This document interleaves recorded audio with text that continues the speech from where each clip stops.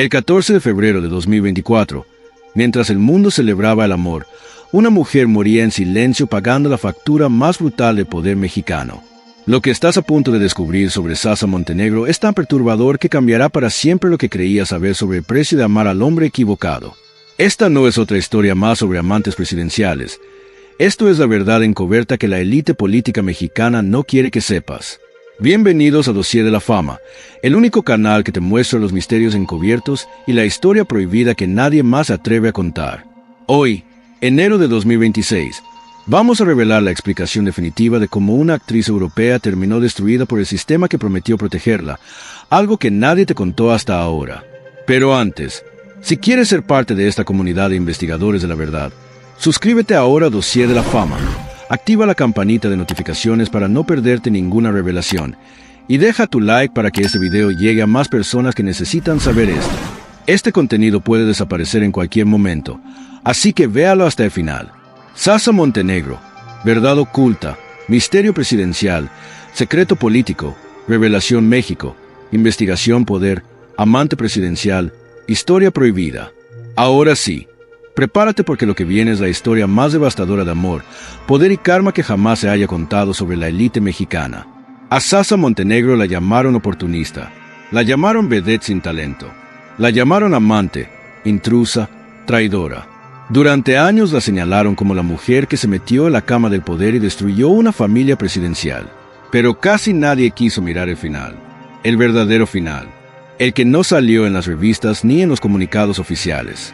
14 de febrero de 2024, día de San Valentín. Mientras millones celebraban el amor con flores y chocolates, en Cuernavaca, Morelos, Sasa Montenegro dejaba de respirar. Tenía 78 años. No hubo homenajes de Estado. No hubo discursos. No hubo perdón. Solo silencio. Murió por un derrame cerebral provocado por un cáncer de pulmón que llevaba tiempo devorándola desde adentro. Una muerte lenta, dolorosa, solitaria. Exactamente lo contrario de la vida de lujo y privilegios que todos creyeron que había tenido. Porque esta no es una historia de romance, es una historia de precio. Del precio de amar al hombre equivocado. Del precio de entrar al corazón del poder político mexicano creyendo que ahí estaba la protección definitiva. Del precio de ganar todas las batallas legales y aún así perder la guerra contra el tiempo, el cuerpo y la memoria colectiva. Su nombre real era Alexandra Chimovic Popovic. Una mujer marcada desde la infancia por el exilio, el miedo y la necesidad desesperada de seguridad. En los años 70 y 80 su cuerpo la convirtió en estrella del cine de ficheras. En los años 80 su relación con un expresidente la convirtió en enemiga pública número 1. Y en los años finales, el mismo sistema que la sostuvo le retiró todo. El dinero, el estatus, la voz. Hoy vas a conocer la historia completa. No la versión resumida, no el chisme repetido. Vas a descubrir 4 verdades que cambian todo lo que creías saber sobre Sasa Montenegro. Primera verdad. Como una relación iniciada en secreto en Sevilla en 1984 terminó dividiendo a una familia presidencial y encendiendo una guerra de herencias que duró décadas. Segunda verdad. El verdadero significado de la Colina del Perro.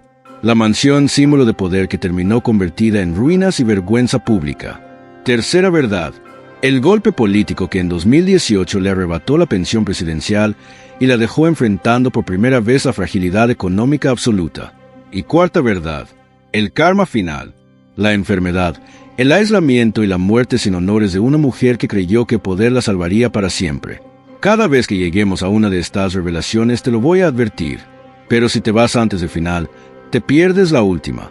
Y la última es la que explica por qué Sasa Montenegro no ganó nada, incluso cuando parecía haberlo ganado todo.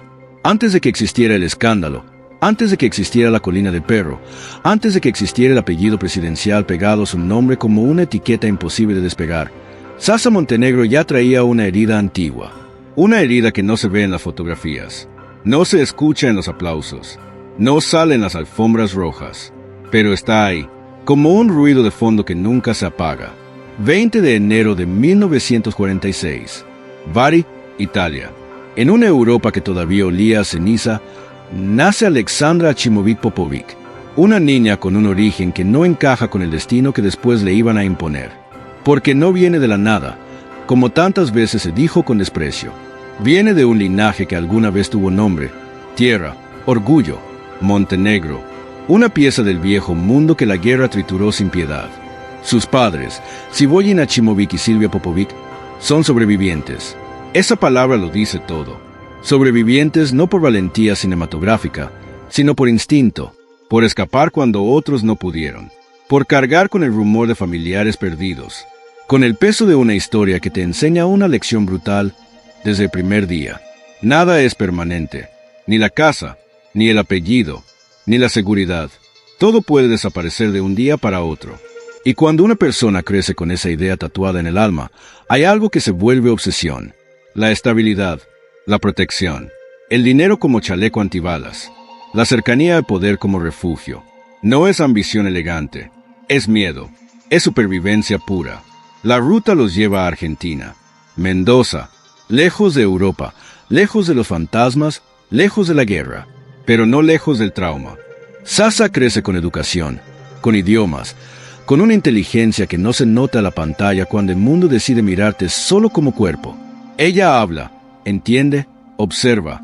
Por un tiempo incluso se acerca al periodismo, como si quisiera tener el control de la historia contándola a ella misma. Pero la vida no siempre respeta los planes de una mujer. 1969, tiene 23 años. Llega a México con una idea simple. Una escala. Un paso breve antes de seguir rumbo a Nueva York para estudiar inglés. Una semana. Eso era todo. Una semana que terminó convirtiéndose en una vida entera. Porque México en esos años era una fábrica de imágenes. Una máquina que producía ídolos con la misma facilidad con la que los destruía. Y cuando una joven europea, alta, magnética, de belleza distinta a la de las actrices de siempre, aparece en ese circuito, la industria no pregunta qué sueña, pregunta qué vende. Ahí nace la paradoja que la perseguirá como una sombra. El cine de ficheras, el cine popular de los 70 y 80, le abre la puerta de la fama, le pone reflectores, le da dinero, y al mismo tiempo le quita algo esencial, el respeto. La reduce, la convierte en un personaje que no es ella. En la pantalla, Sasa es deseo, es provocación, es el mito fácil, pero detrás, en lo privado, hay otra mujer, una que lo vive como una humillación, una que lo describe como algo violento, una que confiesa que no quería seguir haciéndolo, que se sentía incómoda, atrapada, obligada. Esa contradicción crea un vacío, y el vacío es peligroso, porque cuando tienes fama sin dignidad, empiezas a buscar una llave que abra otra puerta. En esos años, Sasa aprende algo que muchas mujeres aprenden tarde. El aplauso no te protege. La belleza no te protege. El dinero te compra tiempo, pero no te compra un lugar. Y ella quiere un lugar, no solo en el cine, en la sociedad que la mira por encima del hombro, en la mesa donde se sientan los intocables. Entonces entiende que hay hombres que funcionan como símbolos. Hombres que aún viejos, aún heridos, aún fuera del escenario, representan un tipo de seguridad que ninguna película puede darte. Si esto ya te está sorprendiendo, deja tu like ahora mismo porque aún no has visto nada de lo que viene. Lo que estás a punto de descubrir es aún más impactante. Ahí entra la figura de José López Portillo, expresidente, abogado, escritor, hombre de cultura y también hombre marcado por una caída histórica. Presidió México de 1976 a 1982 y terminó con un país golpeado por la crisis, con el peso desplomándose, con un discurso final que supo a derrota, un rey sin trono, un león cansado. En su casa, el matrimonio con Carmen Romano era una fachada que ya no respiraba, una convivencia por protocolo, por imagen, por el peso del apellido. Y cuando el poder político se va, queda algo que muchos hombres temen más que la pobreza: la irrelevancia. López Portillo necesitaba sentirse vivo otra vez. Necesitaba una confirmación, una prueba de que seguía siendo el centro de algo. Sasa, en cambio, necesitaba lo contrario. Necesitaba que alguien viera más allá del estigma. Necesitaba que alguien la tratara como si perteneciera. Y cuando dos necesidades así se encuentran, no nace un romance limpio. Nace un pacto. Todavía no lo sabes, pero todo lo que viene después se entiende desde aquí. Desde la niña del exilio que aprendió que el mundo puede arrebatarte todo. Desde la mujer que triunfó en un cine que la exhibía mientras ella soñaba con otra clase de legitimidad. Desde esa obsesión silenciosa por la protección, por la jaula dorada que parece salvación. Y entonces, 2 años después de que dejara la presidencia, en 1984, en Sevilla, durante la Semana Santa, el destino le pondrá delante un hombre que ella conocía y un poder que parecía dormido. Pero no lo estaba, porque a veces el poder no se acaba, solo cambia de forma. Aquí llega la primera revelación. Y cuando la escuches, vas a entender por qué esta historia no es lo que te contaron. Hay encuentros que no suenan como destino, suenan como casualidad, un cruce de miradas, una voz que te llama en medio del ruido y tú te volteas porque reconoces el nombre que nadie debería pronunciarte ahí. En un país extranjero, en una calle ajena, en una semana sagrada. Y cuando te das cuenta de quién te está mirando, ya es demasiado tarde para fingir que no lo viste. Semana Santa de 1984. Sevilla. Las procesiones avanzan lentas como si el tiempo tuviera peso. Los pasos, las velas, el incienso, el murmullo de la gente. Sasa Montenegro está ahí como una turista más, viendo la religión convertida en teatro. Y entonces escucha un grito entre la multitud. Sasa no es un fan, no es un productor, no es un hombre cualquiera. Es José López Portillo. 2 años después de haber dejado la presidencia. Un expresidente de México llamándola por su nombre como si fuera lo más normal del mundo. Él se acerca con esa seguridad que no se pierde aunque te quiten el cargo. Le pregunta qué hace ahí. Y ella, con esa mezcla de orgullo y defensa que siempre tuvo, le responde con la misma pregunta. ¿Qué hace usted aquí? Parece una broma elegante, pero esa frase es la primera piedra. Después vienen las tapas, la conversación, el espacio íntimo que se abre cuando 2 personas se reconocen en lo que les falta. Porque él ya no era el hombre más poderoso de México, pero seguía siendo un símbolo. Y ella era la mujer que el país miraba con deseo y desprecio al mismo tiempo. 2 soledades con distintas máscaras. Sasa siempre dijo que no fue amor a primera vista. Fue otra cosa. Fue fascinación. Él hablaba como alguien que había vivido dentro del Estado, como un abogado, como un escritor, como un hombre que había leído demasiado y que sabía usar las palabras para dominar una habitación. Ella llevaba años rodeada de productores que solo sabían negociar escenas y cuerpos. Por primera vez, un hombre la miraba con un tipo de atención que no estaba hecha de hambre, sino de cultura. Y eso la desarmó, porque a Sasa no le faltaba belleza, le faltaba legitimidad. Pero el problema es que la legitimidad que ella buscaba venía envuelta en una traición doble. López Portillo seguía casado. Carmen Romano existía, no como esposa enamorada, sino como figura oficial, como fachada política, como apellido blindado por décadas. 3 hijos existían, una familia que había vivido poder desde adentro. Y en México, incluso cuando el poder se va, el apellido se queda. El escándalo no era solo moral, era institucional. Y sin embargo, él no se detuvo, porque había hombres como López Portillo que confundían deseo con derecho. Había dejado Los Pinos, sí, pero no había dejado la costumbre de obtener lo que quería. Y Sasa, que venía de una vida marcada por la inseguridad, entendió algo con rapidez. Este hombre no era un galán, era un refugio con biblioteca, con escoltas, con puerta cerrada, un refugio que podía convertirla en alguien intocable, o al menos eso parecía. La relación empezó en el secreto, en el silencio, en lo que no se dice en voz alta. Pero el secreto en un país como México siempre termina respirando por alguna rendija. Y la rendija más brutal fue un nacimiento. 1985, Sasa tiene a su primera hija, Nabila López Portillo. Un apellido que cae como un martillo, un documento vivo, una prueba que ya no se puede borrar. Para Carmen Romano y para los hijos mayores, esa niña no era solo una bebé, era una declaración de guerra. Era la confirmación pública de que el expresidente tenía otra vida, otra casa, otra familia. Y si hay algo que las familias de poder no toleran, es que el control se les escape en público. Luego vino el segundo golpe. Alejandro nació entre 1987 y 1990, según distintas versiones. Pero el dato clave no es el año exacto. El dato es el mensaje. Sasa ya no era un desliz, ya no era un rumor, era un proyecto de familia. 2 hijos, una descendencia, una línea paralela que pedía espacio, herencia y sobre todo reconocimiento. Piensa en lo que eso significaba. Un expresidente, símbolo del PRI, del sistema, del México que se decía serio, unido, institucional. ligado ahora de forma irreversible a una actriz de cine de ficheras.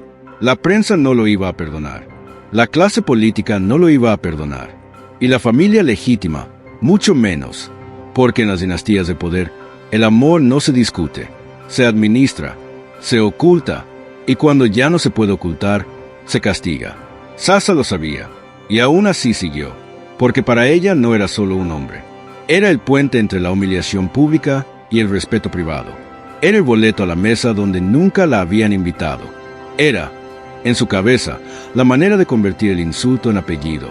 El problema es que ese boleto venía con un precio que todavía no había aparecido en pantalla, porque lo que comenzó con una palabra en Sevilla iba a terminar en tribunales, en acusaciones, en una mansión convertida en símbolo de corrupción, en una guerra donde los enemigos no eran desconocidos, eran sangre. Y a partir de aquí la historia deja de ser romance clandestino. Se convierte en estrategia. Y la estrategia, cuando se mezcla con herencias y orgullo familiar, siempre termina dejando víctimas. Los que llegaron hasta aquí merecen la verdad completa. Comparte este video y activa las notificaciones porque lo que viene ahora es la segunda revelación. Y esta te va a mostrar el verdadero significado de la colina del perro. Nabila y Alejandro no nacieron en una casa, nacieron en una trinchera. Porque cuando una familia se rompe en público, los hijos no heredan solo un apellido. Heredan una guerra, heredan miradas, heredan el rumor como si fuera sangre. 1985, cuando Nabila llegó al mundo, la noticia no fue un nacimiento, fue una prueba, la confirmación viva de una relación que ya no se podía esconder. El golpe directo al corazón de una dinastía que había aprendido a sobrevivir a base de protocolo y apariencia. Y cuando años después nació Alejandro, el mensaje fue todavía más brutal. Esto no era un desliz, era una segunda familia completa, plantada como bandera frente a la primera. Ellos crecieron en la colina del perro, en bosques de las lomas, una propiedad que no era solo una mansión, era un símbolo, un territorio construido en la era de la abundancia y del escándalo, un lugar de que la gente hablaba con rabia porque representaba el exceso, el silencio comprado, la distancia brutal entre el poder y la calle. Para los niños, sin embargo, ese lugar tenía otra forma.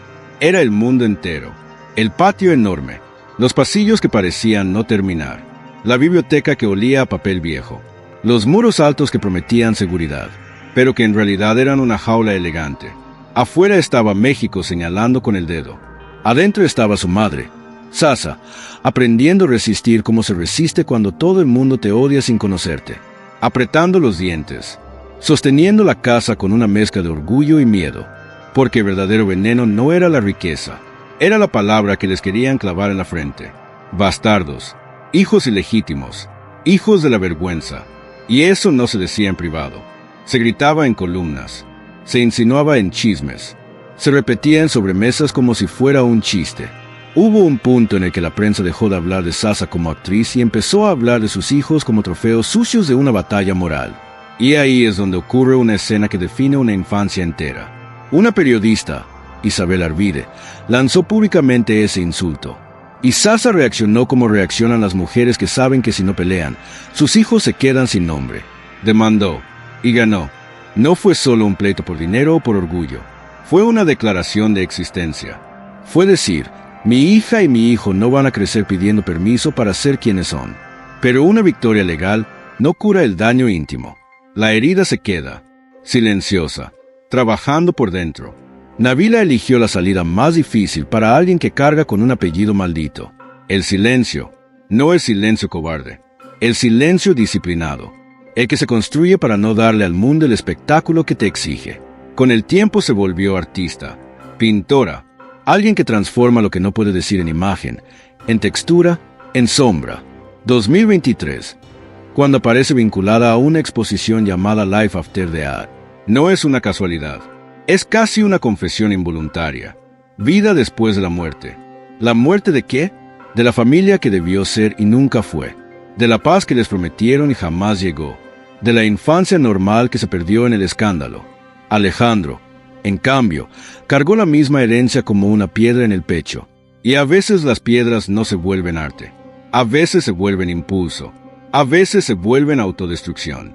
2014 en Guaymas, Sonora. Su nombre salta a una nota que huele a exceso. Alcohol. velocidad, arrancones. Para muchos fue una anécdota. El típico junior creyéndose intocable. Pero para entenderlo hay que verlo con otra lente. Alejandro no creció siendo el hijo del presidente en la versión glamorosa del mito. Creció siendo el hijo discutido, el que siempre iba a ser comparado, el que siempre iba a ser cuestionado, el que siempre iba a estar bajo sospecha, aunque no hubiera hecho nada. Y cuando un joven vive con esa sombra, el peligro no es que se pierda en una noche. El peligro es que un día empiece a actuar como si efectivamente no hubiera consecuencias, porque por dentro ya se siente condenado. Sasa miró a sus hijos y creyó que estaba construyendo un refugio, pero lo que estaba construyendo, sin querer, era un escenario donde cada paso iba a ser observado. Nabila se volvió guardiana, Alejandro se volvió campo minado, y la colina del perro, esa fortaleza que parecía invencible, empezó a sentirse como un presagio, porque cuando una casa se vuelve símbolo, deja de pertenecerle a quienes viven dentro. Empieza a pertenecerle al odio colectivo, al morbo, a la historia. Y lo que viene después no es una tragedia íntima. Es una guerra abierta por la herencia, por el control, por el derecho de decir quién era familia y quién no. Ahora viene la tercera revelación. Y esta es la que explica cómo el mismo sistema que la protegió terminó destruyéndola. Cuando el poder se siente eterno, el amor deja de ser promesa y se convierte en contrato. Y en la historia de Sasa Montenegro, ese contrato no estaba escrito en papel, sino en silencios, lealtades forzadas y una cuenta regresiva que nadie quiso mirar de frente. Durante años, Sasa vivió protegida por una burbuja que parecía indestructible. Residencias custodiadas, viajes discretos, una vida donde las preguntas se evitaban y las explicaciones no eran necesarias. Pero el poder tiene fecha de caducidad, y cuando se apaga, deja a quienes estuvieron cerca expuestos a una intemperie brutal. El año 1982 no fue solo el final de un sexenio en México, fue el inicio de una guerra privada. El hombre que había sido presidente dejó Los Pinos entre crisis económica, devaluación y resentimiento público. El país cambió de un día para otro, y con ese cambio también se movieron las piezas alrededor de Sasa. Lo que antes era protección se volvió sospecha. Lo que antes era silencio respetuoso se transformó en murmullo venenoso. Los aliados comenzaron a desaparecer, las puertas a cerrarse. La relación que durante años se sostuvo en la sombra tuvo que enfrentarse a la luz más incómoda, la de los abogados, porque cuando el poder cae, el amor entra a juicio. Y en ese juicio no se discuten sentimientos. Se discuten propiedades, terrenos, cuentas, nombres en escrituras que nunca debieron existir. Sasa entendió entonces algo que nadie le había explicado. En el mundo que había habitado, nada era realmente suyo. Las casas no lo eran, los autos no lo eran, ni siquiera la tranquilidad lo era. Todo estaba ligado a una figura que ya no mandaba. Y cuando esa figura se debilitó, comenzaron las presiones para firmar, para ceder, para desaparecer. Hubo reuniones privadas donde el tono cambió, donde las promesas se transformaron en advertencias, donde la palabra protección empezó a sonar como amenaza. Sasa no estaba preparada para eso. No había sido educada para pelear en tribunales. Había aprendido a resistir en silencio, y ese silencio se volvió su peor enemigo. Los rumores crecieron como incendio en temporada seca, que si había fortunas ocultas, que si había herederos no reconocidos, que si había documentos guardados en cajas fuertes que podían incomodar a demasiadas personas. Nada se probó, todo se insinuó, y en México, a veces la insinuación pesa más que la prueba. Fue entonces cuando la actriz entendió que el precio de haber sido la mujer de poder no se paga mientras el poder existe. Se paga después, cuando ya no hay escoltas, cuando ya no hay llamadas que resuelvan problemas, cuando el apellido que antes abría puertas ahora provoca miradas incómodas. La guerra no fue un escándalo público. No hubo portadas ni declaraciones oficiales. Fue una guerra lenta, burocrática, asfixiante, demandas que avanzaban y retrocedían, papeles que se extraviaban, citas que se posponían indefinidamente. El desgaste fue calculado. No hacía falta ganar. Bastaba con cansar. Sasa empezó a perder terreno, literalmente, propiedades que cambiaron de manos, beneficios que se evaporaron, una vida que se fue encogiendo como una habitación sin ventanas. Y con cada pérdida, una lección brutal. En ese mundo, el amor no hereda, el poder sí. En medio de todo, tomó una decisión que pocos entendieron. regularizar lo que había sido clandestino, darle nombre legal a una historia que había vivido en sombras. Fue un intento de poner orden donde siempre hubo secretos, pero también fue una declaración de guerra final, porque reconocer es enfrentar, y enfrentar tiene consecuencias. El país ya no era el mismo, ella tampoco. Lo que vino después no fue justicia, fue desgaste, un largo proceso donde nadie salió limpio y donde Sasa aprendió, quizá demasiado tarde, que el verdadero karma no llega con castigo inmediato. Llega cuando te quedas sola defendiendo una historia que otros ya decidieron borrar. Y todavía faltaba lo peor, porque cuando las batallas legales terminan, comienza la factura emocional, esa que no se puede apelar, esa que no prescribe, esa que te acompaña cuando el ruido se apaga y solo queda el silencio. La victoria nunca fue el final, fue el principio del cobro. Ahora llega la cuarta y última revelación, la que te va a mostrar el verdadero significado del karma. Porque cuando Sasa Montenegro logró lo que durante años parecía imposible, conservar el apellido, el estatus legal, la herencia, no recibió paz. Recibió factura. Y no fue una sola. Fueron varias, lentas, implacables, sin dramatismo inmediato, pero con un desgaste que se siente todos los días. La primera consecuencia fue material, pero también simbólica. La colina del perro, la fortaleza donde había criado a sus hijos. El lugar que durante décadas funcionó como refugio y como provocación, empezó a convertirse en un peso muerto. Aquella propiedad gigantesca en Bosques de las Lomas, construida en los últimos años del sexenio de López Portillo, ya no representaba protección, representaba odio acumulado.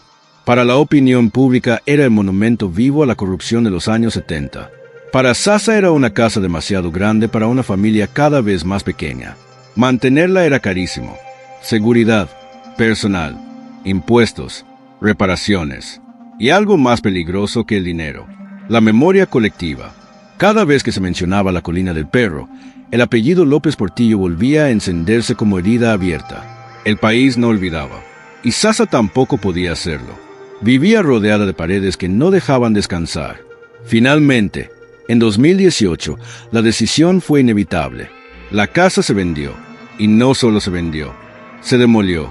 Donde antes había bibliotecas, jardines y salones que habían visto pasar a políticos, escritores y fantasmas de poder, se levantaron torres de departamentos de lujo. La fortaleza cayó no como tragedia épica, sino como acto administrativo. Así se borran los símbolos incómodos. La segunda consecuencia fue económica, pero sobre todo política. Durante años, Sasa vivió con una seguridad que no provenía del cine ni de regalías artísticas, sino de una figura muy concreta, la pensión presidencial. Como viuda legal de un expresidente, recibía una cantidad mensual que para millones de mexicanos resultaba obscena. Cerca de 140,000 pesos al mes, más servicios médicos y seguridad. Era dinero público, y el país lo sabía, lo resentía. Entonces llegó el cambio. 2018, un nuevo gobierno, un nuevo discurso, una promesa clara: cortar con los privilegios del pasado. El decreto fue directo. Se eliminaban las pensiones a expresidentes y a sus viudas. No hubo excepción, no hubo negociación. Sasa perdió de un día para otro su principal fuente de ingresos. El mismo sistema que la había protegido durante años ahora la soltaba, no por venganza personal, sino por mensaje político. Y el mensaje era claro: el tiempo del PRI había terminado. Con él, sus sombras. La tercera consecuencia fue la más silenciosa: la soledad. Sin reflectores, sin poder, sin el apellido funcionando como llave, Sasa se retiró a Cuernavaca, lejos del ruido de la capital. Ya no daba entrevistas, ya no aparecía en eventos, ya no discutía con la prensa. El personaje público empezó a disolverse. Quedó la mujer, y la mujer estaba cansada. Fue entonces cuando el cuerpo empezó a cobrar su propia deuda. El diagnóstico llegó sin metáforas: cáncer de pulmón. Una enfermedad que no respeta historias ni apellidos. El tratamiento fue largo, doloroso, discreto. No hubo campañas, no hubo comunicados grandilocuentes. La enfermedad avanzó en silencio, como avanzan las cosas que no se pueden negociar. En los últimos meses, las complicaciones se multiplicaron. El cáncer debilitó su cuerpo. Y finalmente, el golpe final, un derrame cerebral. El cuerpo dijo basta. Algunos amigos hablaron después de esos días. Describieron a una Sasa distinta, más frágil, más callada, muy lejos de la mujer que había enfrentado tribunales y dinastías completas sin bajar la mirada. La enfermedad no solo le quitó fuerza física, le quitó mundo, le quitó tiempo, le quitó futuro. Y ahí es donde el concepto de karma deja de sonar místico y se vuelve terriblemente concreto. No como castigo divino, no como venganza sobrenatural, sino como consecuencia acumulada. Sasa apostó su vida a un sistema que le prometió protección a cambio de silencio y lealtad. Ganó durante años, pero cuando el sistema cayó, ella cayó con él. Sin red, sin respaldo, sin aplausos. No fue una caída espectacular. Fue lenta, como se cae una casa desde adentro cuando ya nadie la habita. Primero el dinero, luego la casa, después la salud, al final la voz pública. Lo único que quedó fue lo inevitable, el cuerpo. Y el cuerpo, tarde o temprano, siempre pasa factura. Después de la guerra viene algo más cruel que la derrota. El silencio. No el silencio digno de retiro, sino el silencio incómodo que aparece cuando ya no eres útil para nadie. Para Sasa Montenegro, ese silencio no llegó de golpe. Se fue instalando poco a poco, como humedad en las paredes, como un ruido bajo que no se apaga aunque cierres todas las ventanas. Tras la muerte de José López Portillo en 2004, Sasa creyó que lo peor había pasado, que la batalla por el reconocimiento, por el apellido, por la legalidad de sus hijos finalmente había terminado. En el papel había ganado. Era la viuda legal. Sus hijos estaban reconocidos. La historia ya no podía borrarlos. Pero la victoria no trajo paz. Trajo abandono. Porque poder, cuando muere, deja huérfanos a todos, incluso a quienes parecían haber ganado algo de él. Los amigos de antes ya no llamaban. Los políticos que alguna vez tocaron su puerta ahora evitaban su nombre. Las invitaciones desaparecieron. Los privilegios se diluyeron sin previo aviso.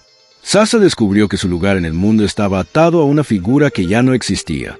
Y sin esa figura, ella volvía a ser lo que el país nunca le perdonó del todo. La mujer que se metió donde no debía.